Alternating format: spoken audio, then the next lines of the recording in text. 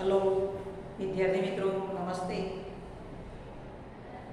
Happy Diwali and happy new year बराबर vacation में તમે ખૂબ તાજા વાજા થયા છો બરાબર એક સેમ પતી ગયો આપણો હવે સેકન્ડ સેમ આપણું શરૂ થયું બરાબર હવે આપણે ભણવામાં એમ કે લાગી જઈએ મન લગાવીને ભણીએ બરાબર તો આપણું 9 ચેપ્ટર સુધી પતેલું હવે 10મું ચેપ્ટર તરુણાવસ્થા તરફ બરાબર એમાં એમ કે પહેલાં તો પ્રજનન શું છે આપણે સમજી ગયા છીએ કે પોતાના જેવો બીજો સજીવ ઉત્પન્ન કરવાની પ્રક્રિયાને પ્રજનન કહે છે બરાબર આપણે આગલા ચેપ્ટરમાં ભણી ગયા છીએ પોતાના જેવો સજીવ ઉત્પન્ન કરવાની પ્રક્રિયાને પ્રજનન કહે છે અને એમ કે પ્રજનન અંગો પુરુષ અને સ્ત્રીમાં અલગ અલગ હોય છે તો પુરુષમાં પ્રજનન અંગો તમને ખબર છે બરાબર કયા કયા છે શુક્રપિંડ શુક્રવાહિની બરાબર શુક્રાશય વૃષણકોથળી શિશ્ન અને સહાયક અંગો પણ મેં તમને કીધા હતા બરાબર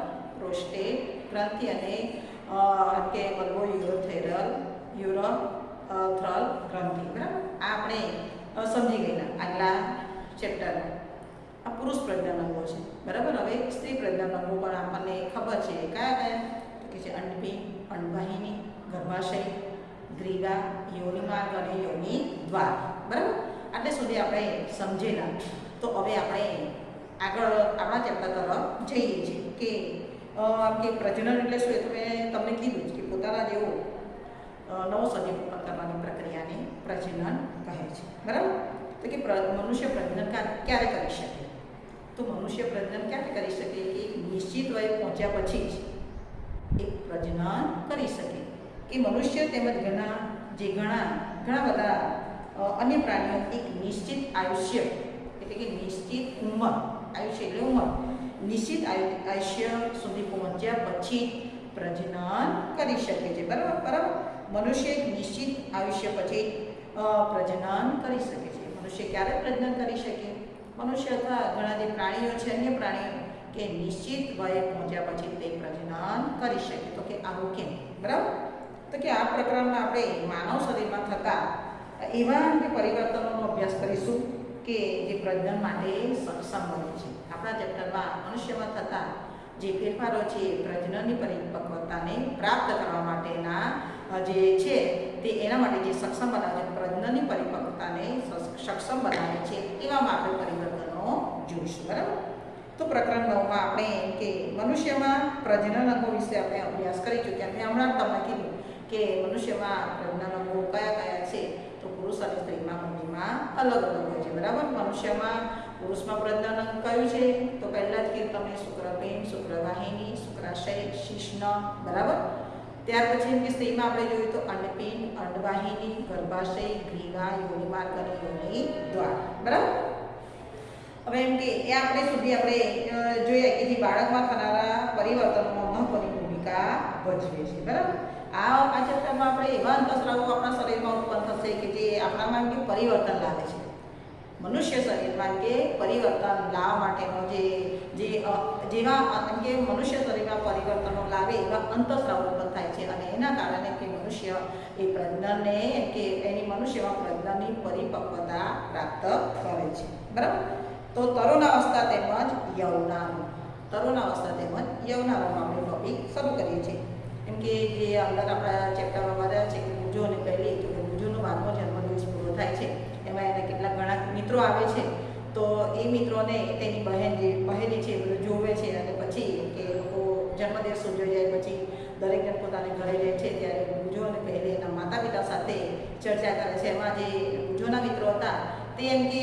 કેટલાક જે પહેલાં મળેલા એના કરતાં અત્યારે 12મો જન્મદિવસ ઉજવ્યા પછીના એ લોકોને જ્યારે મળે છે ત્યારે એ લોકો હાઇટમાં એટલે કે લંબાઈમાં ઊંચા થઈ ગયા હોય છે અને તેના ચહેરા એટલે કે એના જે મૂછો અને દાઢી તરફ નાના એમ કે તાતણા જેવા વાળ નીકળ્યા હોય છે જેથી તે કેવા કાર્ટૂન જેવા દેખાતા હોય છે બરાબર તેઓ એમ કે પૂરેપૂરી દાઢી અને મૂછ હોતી નથી એટલે કે અમુક જે દોરા જે મૂછોના અને દાઢીના કે અમુક વાળ ઉગેલા હોવાથી તેઓ કાર્ટૂન જેવા દેખાતા હોય છે બરાબર તો એમ કે ઘણા વર્ષે આ લોકો એટલે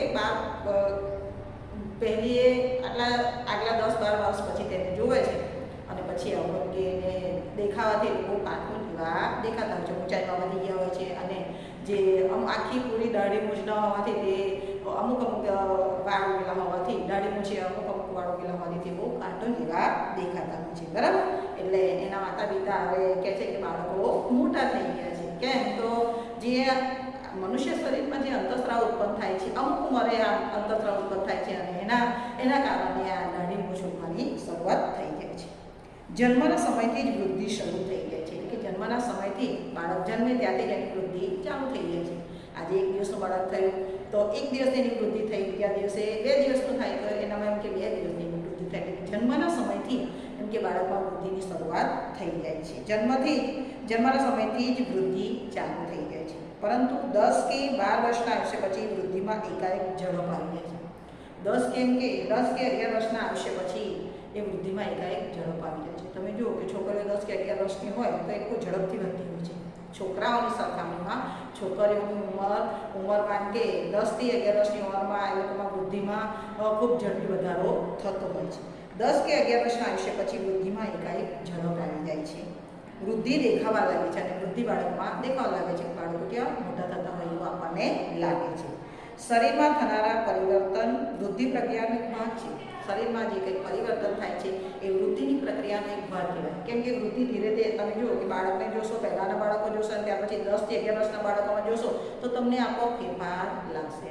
એમ કે થોડાક મોટા થઈ ગયા હોય એવું આપણને જોવા મળે છે, બરાબર. તેમ કે તે એ બાબતનો સંકેત છે કે તમે હવે બાળક રહ્યા નથી પરંતુ પુખ્તાવસ્થામાં પ્રવેશી રહ્યા છો. હવે 10-11 વર્ષના બાળક પછી તે બાળક રહ્યું નથી પરંતુ તે પુખ્તાવસ્થા તરફ એટલે પ્રવેશી રહ્યું છે, પુખ્તાવસ્થામાં પ્રવેશી રહ્યું છે. શરીરમાં જોવા મળતા આ પરિવર્તનની સમય મર્યાદા ક્યાં સુધી હોય છે? કે જ્યારે શરીરમાં જોવા મળતા જે આ પરિવર્તનો છે કયા વર્ષની ઉંમર સુધી આ પરિવર્તનો આપણને જોવા મળે, બરાબર. અને પછી એ સ્થાયી થઈ જતા હોય છે.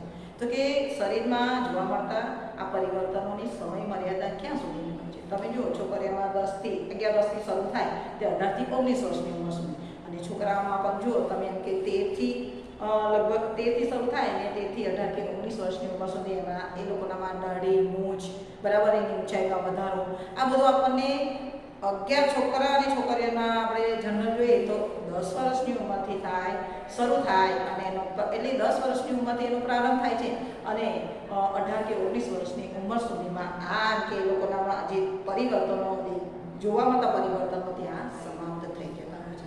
ત્યાં સુધી તે પુખ્ત બની જતું હોય છે, બરાબર. બાળક હવે એમ કે 10 થી 11 વર્ષની ઉંમરે બાળક રહ્યું નથી પરંતુ પુખ્તાવસ્થા તરફ તે પ્રવેશી રહ્યું છે.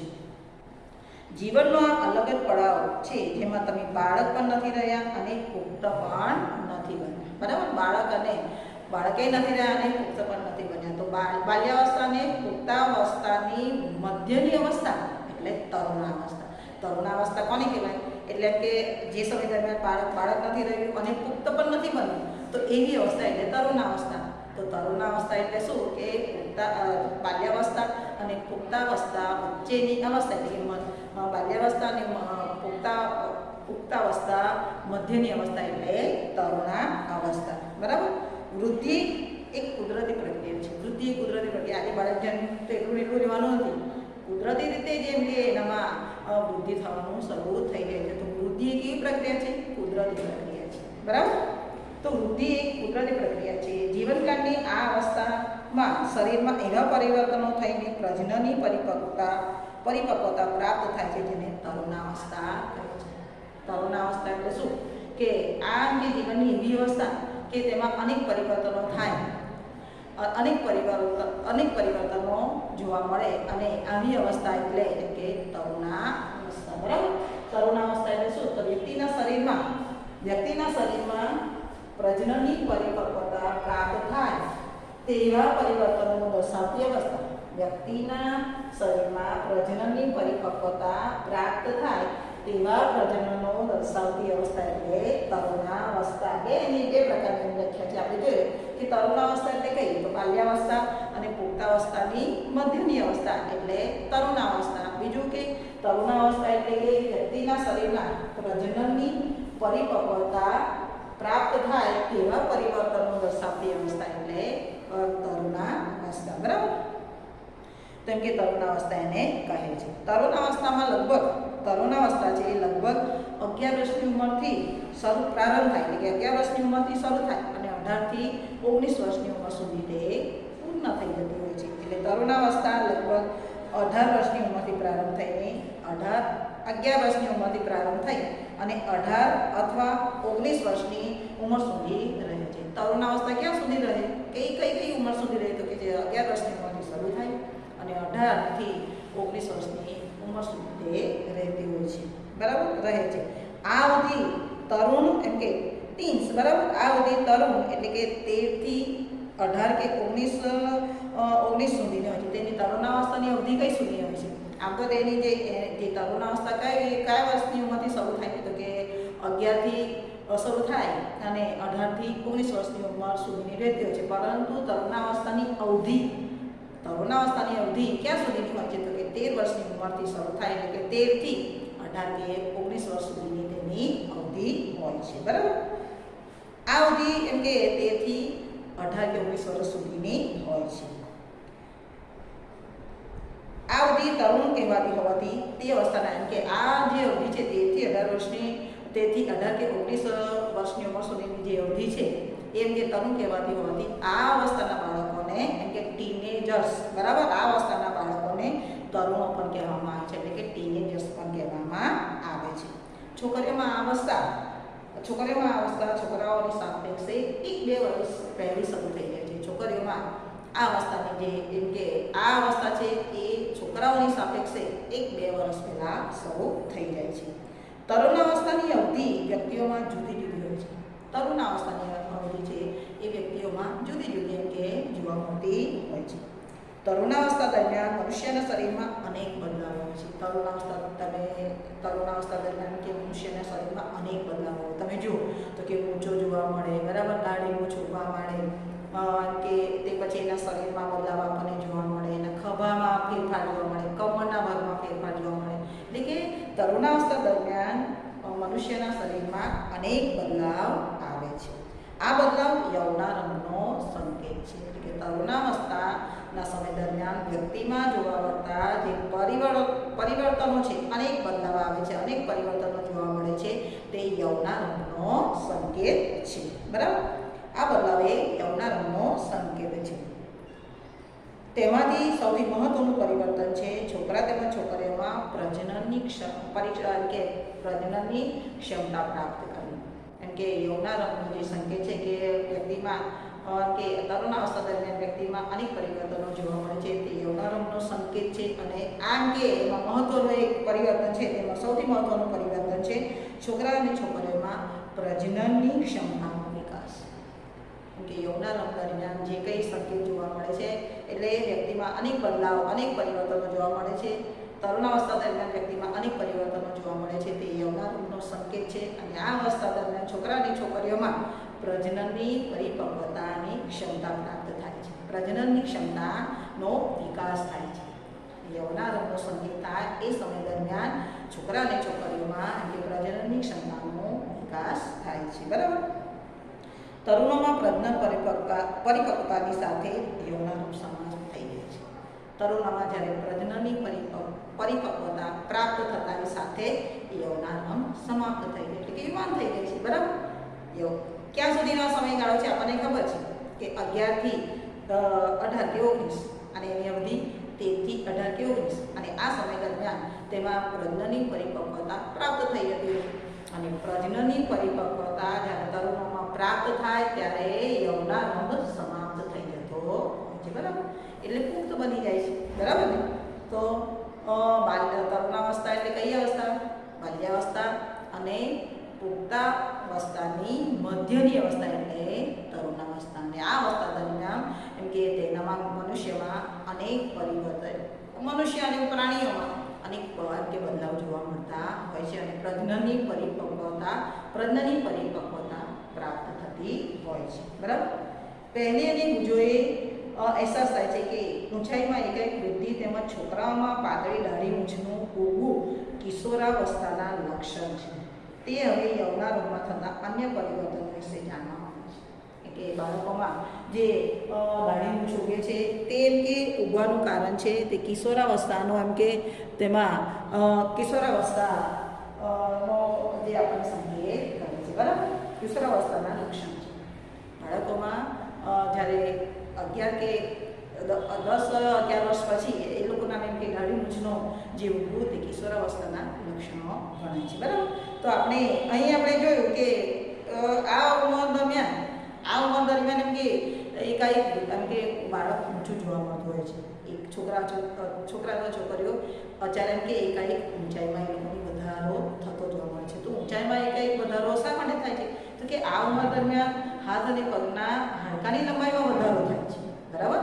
હાથ અને પગના હાડકાની લંબાઈમાં વધારો થતાં બાળક એમ કે છોકરા અથવા છોકરીઓ ઊંચો દેખાય છે. અને આ જે ઊંચાઈનું કારણ છે કે માતા પિતા દ્વારા મળેલા જનીનોના આધારે તે એમ કે તેની ઊંચાઈમાં પણ વધારો તેવું ઊંચું જોવા મળતું છે. ઊંચાઈમાં વધારો શાને કારણે? તો કે હાથ અને પગના લંબાઈમાં, એટલે હાથ અને પગના હાડકાની લંબાઈમાં થતા વધારાને કારણે તેની ઊંચાઈમાં, બાળકની ઊંચાઈમાં વધારો થતો જોવા મળે છે. અને જે ઊંચું જોવા મળે છે એનું કારણ છે કે માતા પિતા તરફથી મળેલા જનીનોને આધારે બાળકની ઊંચાઈમાં આપોઆપ વધારો થતો જોવા મળે છે, બરાબર.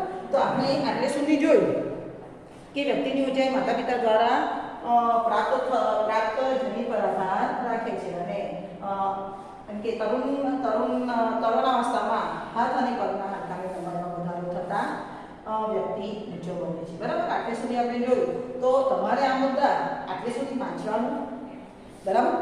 પેજ કેટલે સુધી વાંચવાના તમારે ધ્યાનથી વાંચવાનું. તો પાન નંબર છે 113 અને 14 એ પેજ વાંચવાના, બંને પેજ ધ્યાનથી વાંચવાના.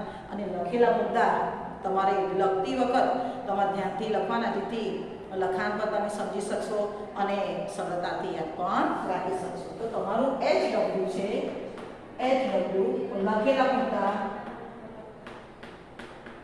મુદ્દા નોટમાં લખવા, બરાબર.